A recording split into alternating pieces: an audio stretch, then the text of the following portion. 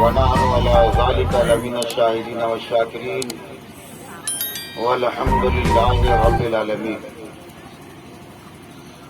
بآباد بلند اور شیخ کو نذرانہ پیش کر پڑھیں اللہم صلی علی سیدنا و مولانا و مولانا محمد وعلی آل محمد صلاۃ و سلام علیک یا رسول اللہ علیہ وسلم۔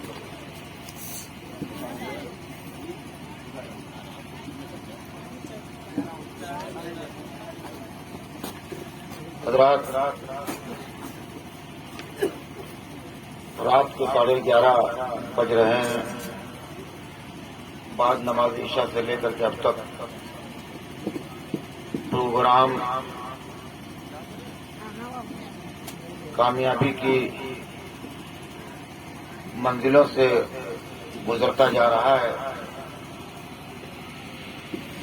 بہت عمدہ نہ تو منقبت آپ نے سماعت کیا، بلبل باغ مدینہ علی جناب حافظ ارشاد احمد صاحب بہرائچی سے بھی آپ نے نعت و منقبت اور نظم سماعت کیا، اور بلبل باغ رضا علی جناب غلام غوث رضا صاحب سے بھی آپ نے نعت و منقبت سماعت کیا، اور ایک بہت ہی عمدہ شاندار تقریر آپ نے مجھ سے پیشرو خطیب سے آپ نے سماعت کی۔ وقت موسم کے اعتبار سے زیادہ ہو رہا ہے، مگر جلسے کے اعتبار سے بندوبست بھی لوگوں نے بہت اچھا کیا۔ چاروں طرف سے قید ہے نا، کسی طرف سے ہوا کا گزر نہیں ہے، اور اب تک بچے، جوان، بوڑھے، بچیاں، عورتیں، سارے لوگ بہت ہی دل جمعی کے ساتھ پروگرام سماعت کر رہے ہیں۔ باہر جو آگ روشن ہے، جو لوگ تاپ رہے ہیں، ان سے میری گزارش ہے کہ ابھی تک آپ نے آگ کو تاپا، اب برائے مہربانی چند منٹ کے لیے آگ کو چھوڑ کر کے آپ جلسہ گاہ کے اندر آ جائیں اور ایمانی حرارت سے کام لیتے ہوئے اس پروگرام کو سماعت کریں۔ آگے میں پانی نہ دے، پانی جو لوگ باہر آگ کے کنارے بیٹھے ہوئے ہیں یا کھڑے ہیں، ان سے میری گزارش ہے کہ سارے لوگ اس آگ کو چھوڑ کر جلسہ گاہ کے اندر آ جائیں۔ کرسیاں خالی پڑی ہوئی ہیں، آپ حضرات بیٹھ جائیں اور تھوڑی دیر ہماری گفتگو موقع اور مناسبت سے ملاؤ۔ الحمدللہ تقریر ہو گئی۔ اب صرف میں حاضر آیا ہوں، کچھ گاؤں والوں کا تقاضا ہے اور کہ مولانا صاحب آئے، کچھ انہوں نے تقریر نہیں کیا، اس لیے چند منٹ ہم بھی سعادت حاصل کرنے کی کوشش کر رہے ہیں، ورنہ میری رائے یہ تھی کہ پروگرام ختم کر دیا جائے، مگر تھوڑی دیر آپ حضرات تشریف رکھیں، زیادہ سے زیادہ 15 سے 20 منٹ تک انشاءاللہ، پھر میرے بعد 2-4 شعر آپ کو سماعت کرنا ہوگا، پھر اس کے بعد صلاۃ و سلام اور دعا پر آج کے محفل کا اختتام ہوگا۔ درود پڑھ لیجیے، اللہم صلی علی سیدنا و مولانا مولانا محمد وعلی آل محمد وبارک وسلم علیہ صلاۃ و سلام علیک یا رسول اللہ صلی اللہ تعالی علیہ وسلم۔ میں نے قرآن عظیم کی آیت کریمہ کی تلاوت کا شرف حاصل کیا، جس آیت کریمہ میں اللہ تبارک و تعالی ارشاد فرما رہا ہے، الا خبردار ہو جاؤ، ہوشیار ہو جاؤ، بے شک اللہ کے ولیوں کو نہ کوئی خوف ہے اور نہ کوئی غم، نہ کوئی خوف ہے اور نہ کوئی غم ہے۔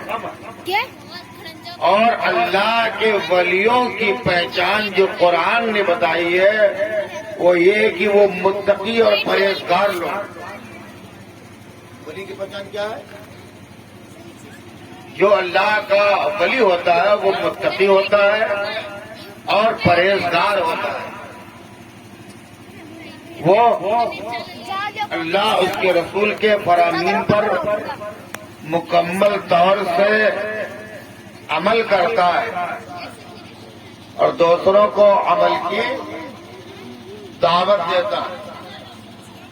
پتہ چلا کہ بے عمل،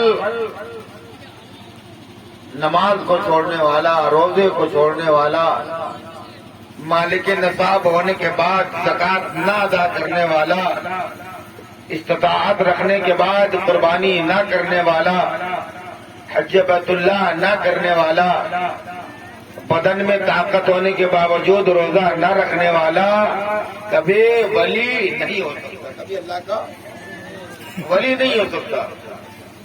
اس لیے ولایت کی شرطیں جو قرآن نے لگائی ہے وہ یہ ہے کہ وہ متقی اور پرہیزگار لوگ ہوتے ہیں جن کو دنیا والوں سے کوئی خوف نہیں ہوتا ہے، کوئی غم نہیں ہوتا۔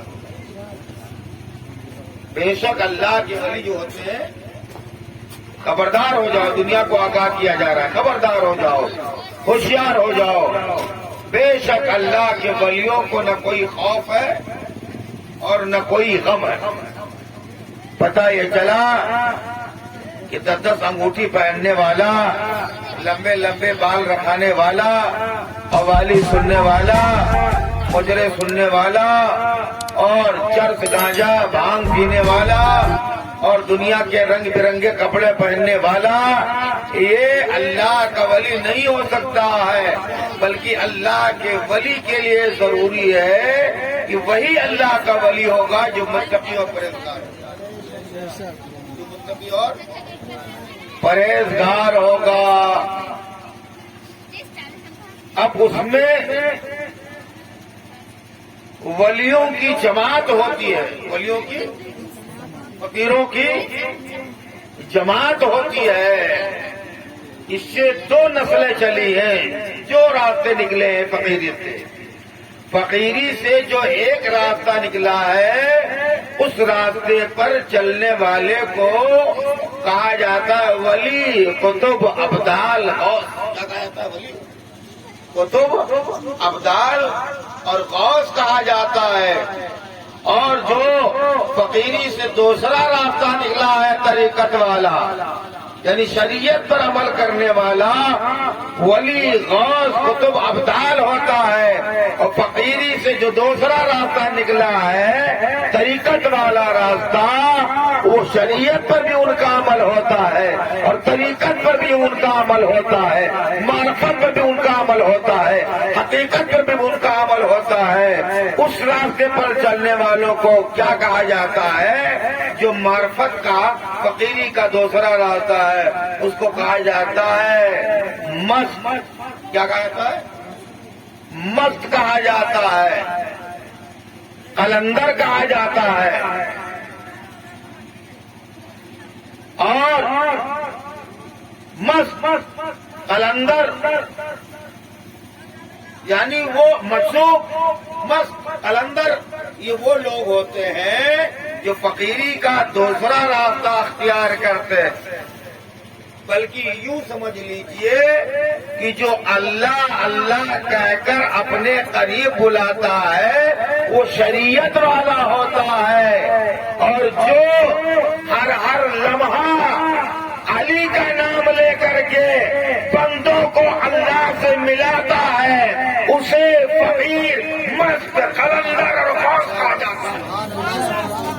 قلندر کہا جاتا ہے، انہیں مست حلق کہا جاتا ہے، قلندر کہا جاتا ہے، تو پتہ یہ چلا شریعت والے کو ولی قطب ابدال غوث کہا جاتا ہے، اور جو طریقت کے راستے پر چلتا ہے اسے درویش، اسے مست، اسے قلندر کہا جاتا ہے۔ دنیا اسے سمجھ نہیں پاتی ہے، بلکہ اس کا دوسرا بھی ڈیفینیشن بتایا گیا ہے کہ جو خوشبو لگا کے لوگوں کو بلائے اسے غوث قطب ابدال شریعت والا کہا جاتا ہے، اور جو کیچڑ بدن پر لگا کر کے خلق خدا کو دور بھگائے اسے فقیری والا کہا جاتا ہے۔ شریعت والے کیا کرتے ہیں؟ ہم لوگ غسل کرتے ہیں، عمدہ کپڑا پہنتے ہیں، خوشبو لگاتے ہیں۔ اللہ والے کرتے ہیں جو خوشبو لگا کر کے بندوں کو اپنے قریب کرے اسے شریعت والا کہا جاتا ہے، اور جو اپنے بدن کے اوپر تھوک گرا لے، ناک گرا لے، کیچڑ لگا لے، اپنے گندے کپڑے کو اپنے اچھے کپڑے کو پھاڑ ڈالے، یعنی ان سب طریقے کار سے خلق خدا کو اپنے سے دور بھگائے اسے مست کہا جاتا ہے، اسے مجذوب کہا جاتا ہے، اسے قلندر کہا جاتا ہے۔ تو ہم لوگوں نے مطلب ہی غلط لیا ہے کہ ہر بھکاری کو ہم نے اللہ کا ولی سمجھ رکھا ہے، فقیر سمجھ رکھا ہے، حالانکہ ایسی بات نہیں ہے۔ جو بھکاری ہوتا ہے وہ فقیر نہیں ہوتا ہے، جو فقیر ہوتا ہے وہ بھکاری نہیں ہوتا ہے۔ پتہ یہ چلا کہ بھکاری اسے کہتے ہیں جو ہر جگہ سے مایوس کر دیا جائے، در بدر کے ٹھوکرا کھاتا پھرے، یعنی جسے زمانہ ٹھکرا دے اس کو، جسے زمانہ ٹھکرا دے اسے بھکاری کہا جاتا ہے، اور جو زمانے کو ٹھکرا دے اسے فقیر کہا جاتا ہے۔ یعنی جس کو زمانہ ٹھکرا دے اسے کیا کہا جاتا ہے؟ اسے بھکاری کہا جاتا ہے۔ مانگنے والا آتا ہے، کہتے ہیں بابا معاف کرو، دوسرا سوال کرنے دوسرے دروازے پر پہنچا، اللہ کی راہ میں مجھے کچھ دے دو، بابا معاف کرو۔ دوسرے دروازے پہنچا، پھر کہتا ہے اللہ کی راہ میں مجھے کچھ دے دو، چھٹا نہیں ہے، بابا معاف کر دو۔ پتہ یہ چلا کہ بھکاری کہیں پاتا ہے کہیں نہیں پاتا ہے۔ تو جس کو زمانہ ٹھکرا دے اسے بھکاری کہا جاتا ہے، اور جو زمانے کو ٹھکرا دے اسے فقیر کہا جاتا ہے۔ اسے کیا کہا جاتا ہے؟ فقیر کہا جاتا ہے۔ آپ کو معلوم نہیں ہے؟ معراج شریف کی تاریخ اٹھا کر کے دیکھیے، جب چتور گڑھ کا قلعہ فتح ہوا تو فیروز شاہ تغلق ہندوستان کے بادشاہ کی والدہ نے منت مانی تھی کہ اگر چتور گڑھ راجستھان کا قلعہ فتح ہو گیا تو میں منت مانتی ہوں میں ننگے پیر پاپیادہ اپنے بیٹے ہندوستان کے بادشاہ سلطان محمد تغلق کو بہرائچ شریف بھیجوں۔ تو جب چتور گڑھ کا قلعہ فتح کر کے آیا، ان کی والدہ نے کہا بیٹا میں نے منت مانی ہے، جب اللہ تعالیٰ نے تمہیں کامیابی عطا فرمائی ہے، وہ قلعہ فتح ہوا ہے، لہذا تم پیدل غازی میاں کی بارگاہ میں جا کر کے حاضری دو۔ اب وہ اپنے فوج پکڑ کے ساتھ میں چلا، پاپیادہ دلی سے چلا، اور چلنے کے بعد بہرائچ شریف کی سرزمین پر آیا، بارگاہ مسعود غازی میں اس نے حاضری دی، اور حاضری دینے کے بعد میں پھر وہ زر و جواہر لٹانے لگا، روپیہ پیسہ درہم و دینار وہاں کے منگتوں کو، سائلوں کو، فقیروں کو لٹانے لگا، سارے فقراء مالا مال ہو گئے۔ آخر بانٹتے بانٹتے جب شام ہو گئی، سلطان محمد تغلق بادشاہ نے اعلان کیا، اپنے حواریوں سے کہا، اپنے مصاحبین سے کہا بتاؤ صبح سے لے کر کے شام تک میں بانٹتا رہا، کوئی مانگتا چھوٹا، کوئی بھکاری رہ تو نہیں گیا ہے، کوئی سائل رہ تو نہیں گیا ہے، کوئی فقیر رہ تو نہیں گیا ہے۔ تو کارندوں نے خبر دیا، مصاحبین نے خبر دیا، سارے فقراء کو مل گیا ہے، مگر سامنے ایک درخت لگا ہوا ہے، اس درخت کے نیچے ایک فقیر بیٹھا ہوا ہے، زمانہ آ گیا آپ کا بھیک لینے کے لیے۔ سب لوگ مالا مال ہو کے چلے گئے، مگر وہ فقیر آپ سے بھیک لینے کے لیے آیا ہی نہیں۔ سلطان محمد تغلق کو بڑی حیرت ہوئی، اس نے کہا سارے فقراء آ گئے ہماری بھیک لینے کے لیے، آخر وہ کون سا فقیر ہے جو میرے پاس میرا بھیک لینے کے لیے، میں درہم و دینار لٹا رہا تھا، زر و جواہر لٹا رہا تھا، لینے کے لیے نہیں آیا۔ بادشاہ نے کہا مجھے اس فقیر پاس لے کے چلو۔ جب سلطان محمد تغلق کو اس درخت کے قریب لے کے گئے، درخت کے نیچے ایک اللہ والا مجذوب کامل فقیر بیٹھا ہوا تھا۔ جب بادشاہ پہنچا اس نے کہا السلام علیکم، مجذوب کامل نے جواب دیا فقیر فقیر نے جواب دیا وعلیکم السلام. سلطان محمد تغلق نے کہا صبح سے شام ہو گئی ہے, میں نے پاڑتے جتنا بھی خزانہ درہم و دینار اشرفی لے کے آیا تھا اور ہیرے جواہرات لے کے آیا تھا, میں نے سب کچھ بانٹ دیا ہے, لیکن تم میرے پاس لینے کے لیے نہیں آئے. تو فقیر نے کہا بادشاہ سلامت, وہ اور فقیر ہیں منگتے جو تمہاری بھیکوں پر اور تمہارے درہم و دینار پر پل رہے ہوں گے. مجھے تمہاری بھیک کی ضرورت نہیں ہے. اگر تم خزانہ دیکھنا چاہتے ہو تو میرے قریب میں آؤ. بہرائی کی تعریف بتاتی ہے. اور فقیر نے اپنی ٹوپی سلطان محمد تغلق کے سر کے اوپر رکھ دیا. زمین کے اندر نگاہ ڈال, ٹوپی کا رکھنا ہی تھا. بادشاہ سلطان دلی کا جب زمین کے اوپر نگاہ دیکھتا ہے زمین پھٹ گئی تھی اور وہاں پر خزانہ ہی خزانہ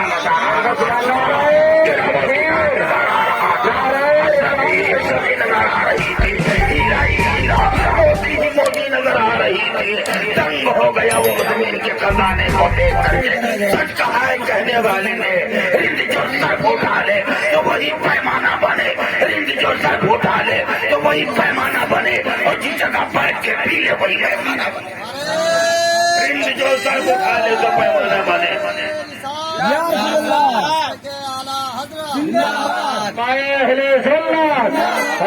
سرکار تاج شریعہ آشقان سرکار گلزار ملت خلیفہ سرکار تاج شریعہ ان کے علامہ فاروق احمد صاحب قبلہ رضوی نعرہ تکبیر نعرہ رسالت. رند جو سر اٹھا لے تو وہی پیمانہ بنے, اور جس جگہ بیٹھ کے پی لے وہی میخانہ بنے. وہ اور لوگ گئے تھے بادشاہ کے دربار میں بھیک لینے کے لیے. وہ فقیر نہیں تھے, وہ بھکاری تھے, مگر جو اصلی فقیر تھا وہ تخت کے نیچے بیٹھا ہوا تھا, جس کے بیٹھک کی جگہ پر زمین کے نیچے ہیرے جواہرات ہی نظر آ رہے تھے. اس نے کہا مجھے فقیر چند سکوں کی ضرورت نہیں بادشاہ, تیرا درہم و دینار تجھے مبارک ہو, ہماری فقیری ہمیں مبارک ہو, ہماری فقیری ہمیں مبارک ہو. اسی لیے کہا گیا ہے کہ جس کو زمانہ ٹھکرا دے اسے بھکاری کہا جاتا ہے, اور جو زمانے کو ٹھکرا دے بادشاہ بات کو ٹھکرا دے اسے فقیر, اسے اللہ والا کہا جاتا ہے. اس لیے ہر بھکاری فقیر نہیں ہوتا ہے, نہ فقیر بھکاری ہوتا ہے. بھکاری بھکاری ہوتا ہے, فقیر فقیر ہوتا ہے. فقیر کہتے ہی ہیں اللہ والے کو, فقیر کے معنی ہی اللہ والا ہوتا ہے, یعنی جو اللہ تعالی کی رضا پر صبر و شاکر قناعت کے ساتھ ایک جگہ بیٹھ جائے اور کسی دنیا کی طرف نہ دیکھے, اللہ سے لا لگائے رکھے. اسی لیے الملفوظ کے اندر سیدی سرکار حضور مفتی اعظم ہند رحمت اللہ تعالی علیہ سے کسی نے پوچھا ہے, آپ نے وہ جواب رقم کیا ہے, اس کے اندر لکھا ہے اعلیٰ حضرت کے بتانے سے آپ نے پوچھا ہے کہ عوام میں مشہور یہ ہے کیا ولایت افضل ہے کہ نبوت افضل ہے؟ ولایت افضل ہے کہ نبوت افضل ہے. تو اعلیٰ حضرت نے فرمایا ہے, جس کو الملفوظ میں لکھا ہے مفتی اعظم ہند نے, کہ نبی کی ولایت نبی کی نبوت سے افضل ہے. نبی کی ولایت نبی کی نبوت سے افضل ہے. اس لیے نبوت, نبی کی جو نبوت ہوتی ہے اس میں توجہ الی الخلق ہوتی ہے, اور نبی جب منصب ولایت کراتا ہے اس میں توجہ الی اللہ ہوتی ہے. اسی لیے سیدی سرکار اعلیٰ حضرت فرماتے ہیں کہ نبی کی ولایت نبی کی نبوت سے افضل ہے. ولایت میں توجہ الی اللہ ہوتی ہے اور نبوت میں توجہ الی الخلق ہوتی ہے. مخلوق کی طرف متوجہ ہونے سے بہتر ہے کہ اللہ کی طرف وہ توجہ کرے. پتا چلا نبیوں کے دو منصب ہیں, کبھی وہ منصب نبوت پر رہتے ہیں تو بندوں کو ہدایت دیتے ہیں, اس کو ہدایت دیتے ہیں, وہ تقریریں کرتے ہیں, وہ نصیحت کرتے ہیں, وہ مسئلے مسائل بتاتے ہیں, وہ معاملات کا فیصلہ کرتے ہیں, وہ عدل انصاف سے فیصلہ کرتے ہیں, دنیا کے مقاصد کو حل کرتے ہیں. اور جب منصب ولایت پر ہوتے ہیں اس وقت ان کے نظر میں دنیا کی کوئی چیز نہیں ہوتی ہے, یا اللہ ہوتا ہے یا بندہ وہ توجہ اللہ ہوتا ہے. اس وقت وہ کسی دنیا کی طرف نہیں دیکھتے ہیں. یہ سب منصب بتائے گئے ہیں. کبھی اپنی اس موضوع پر پہنچا بڑا ادک مضمون ہے، اگر آپ کے سامنے بیان کروں میں آپ سے تھوڑی سی گزارش کروں گا، نمازیں پڑھنا شروع کر دیجئے، کبھی ایسا بھی کیجئے جب 5 وقتہ نماز کے پابند ہو جائیے تو مسجد کے اندر گھر میں موقع نہیں ملتا ہے، وہ وضو کیجئے، جب مسجد کے اندر کوئی نہ ہو آپ مصلی پر بیٹھ جائیے، 2 رکعت نماز تحیۃ المسجد پڑھ لیجئے، 2 رکعت نماز تحیۃ الوضو پڑھ لیجئے، 2 رکعت نماز نفل پڑھ لیجئے، اور اس کے بعد میں کچھ درود شریف پڑھیے، اور درود شریف پڑھنے کے بعد میں اوراد و وظائف کیجئے، اور اس کے بعد میں ذکر جلی کیجئے، اور اس کے بعد میں ذکر خفی کیجئے، اور ذکر جلی ذکر خفی کے بعد بالکل اپنی توجہ لگا دیجئے اور تھوڑی دیر کے لیے اپنا رشتہ اپنے رب سے جوڑ لیجئے، پھر جو اس میں مزہ ہے جو اس میں مزہ ہے وہ کسی چیز میں نہیں ہے۔ یہ اللہ والے جو نظر آتے ہیں، یہ اللہ کے ولی جو نظر آتے ہیں، انہوں نے کتنی عبادتیں کیا ہے، اپنے زندگی کی عیش و عشرت کو چھوڑ دیا ہے۔ حضور غوث پاک اور رحمت اللہ تعالی علیہ نے 22 سال تک عراق کے بیابانوں میں اپنی عبادت کیا ہے۔